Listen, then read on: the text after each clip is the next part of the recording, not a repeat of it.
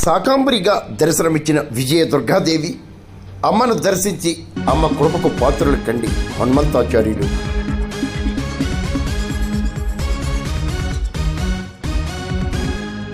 ఎర్రపూడి మండలం సంపర ప్రాచీన విజయ దుర్గాదేవి ఆలయంలో శాకాంబరి ఉత్సవాలను అంగరంగ వైభవంగా నిర్వహించారు.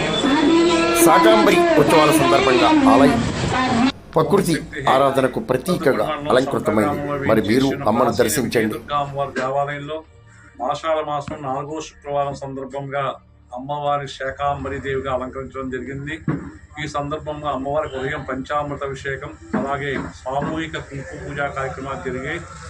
ఈ ఆషాఢ మాసంలో ఈ శాకాంబరి ఉత్సవం చేయడం చేత ప్రజలందరికీ కూడా అన్నపానీయాలు లోటు లేకుండా ఉంటుంది. ఆ అమ్మవారి అనుగ్రహం చేత ప్రతి సంవత్సరం కూడా ఆషాఢ మాసంలో 4వ శుక్రవారం రోజున ఈ శాకాంబరి ఉత్సవం చేస్తూ ఉంటాం.